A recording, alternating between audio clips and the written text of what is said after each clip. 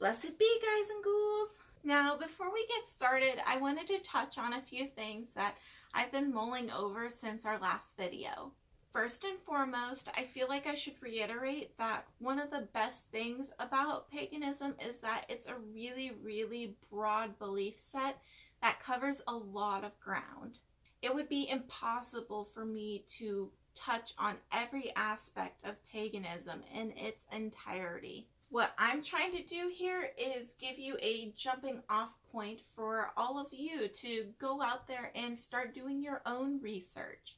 There are so many wonderful resources out there for you if you choose to look.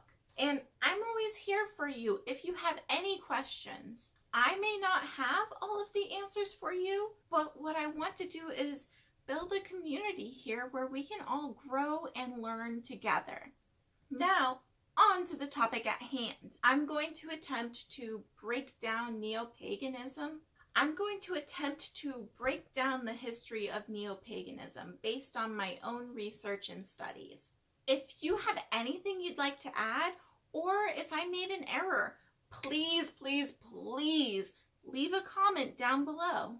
I love it when we all share our pool of knowledge. So let's just start with the big question. How did paganism get entangled with devil worship? Well, guys and ghouls, it all dates back to the late Roman era and the most successful bit of PR of all time.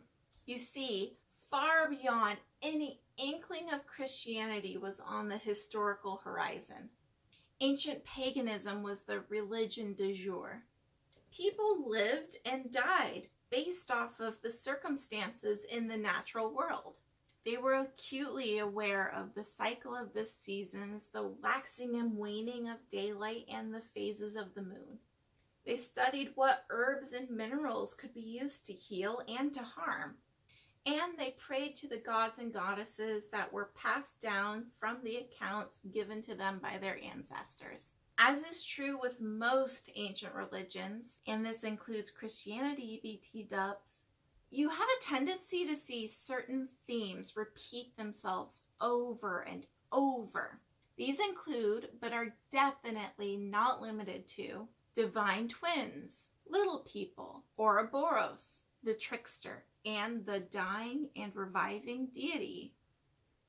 Another one of these archetypes is the horned god. Horned deities have been called by many names all over the world, and often these gods, especially in European countries, were considered wild, free, fertile figures. In fact, this is where we get the term horny from. At its inception, Christianity was a hard sell. Now, monotheism was not a new concept, but Abrahamic traditions at the time probably seemed unscientific and restrictive.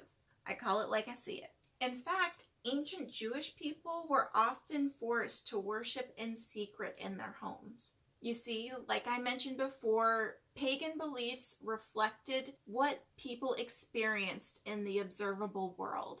For example, when Persephone, the goddess of spring, journeyed into the underworld to be with Hades, that was when winter happened. Fertility was celebrated, and the duality of nature was considered essential. As Charles Adams so aptly put it, what is normal for the spider is chaos for the fly. Duality is a part of nature.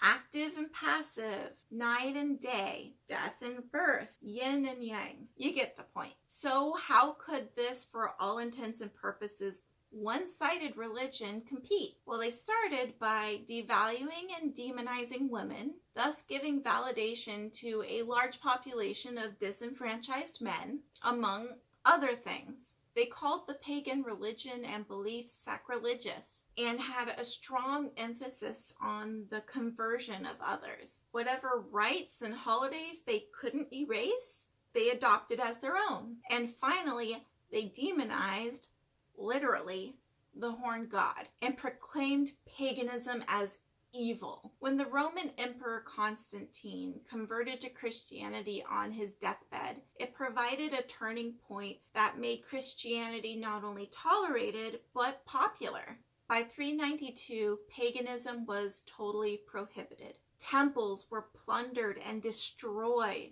The hands were cut off of any who tried to copy down offensive scripture. And the bloodshed has never stopped. Beliefs and rituals went underground, disguising themselves within the culture of those people who had this religion for ages unnumbered. Despite persecution, inquisition, and witchcraft trials, paganism limped along, its believers practicing underground and in secret. Now, since this bloody time, there has been many figures that have arisen in history that helped ensure the longevity of paganism. However, the one man who has done more than any other to propel paganism into mainstream society would have to be Gerald Gardner. Now, Gerald Gardner is the founder of what is now known as the Gardnerian tradition of Wicca. In a time when it was still illegal to call yourself a witch in Britain, witchcraft laws weren't repealed until 1951. Gardner was initiated by a high priestess and practiced within a coven near his home. After 1951, he subsequently shed light onto this underground world of witches. Gardner believed that the time had come for Wicca to emerge from the shadows and to finally revel in the light. Although I personally have a lot of issues with Gardner's teachings, his bold action of coming out of the broom closet heralded an influx of pagan traditions from all around the world and a new era of Neopaganism. The rest, like this video, is history. Thank you so much for listening to the ramblings of an uber history nerd. Please make sure to hit that like button, subscribe, ring that bell, and leave a comment down below with any interesting pagan history facts that I left out. Stay spooky and legs fall asleep.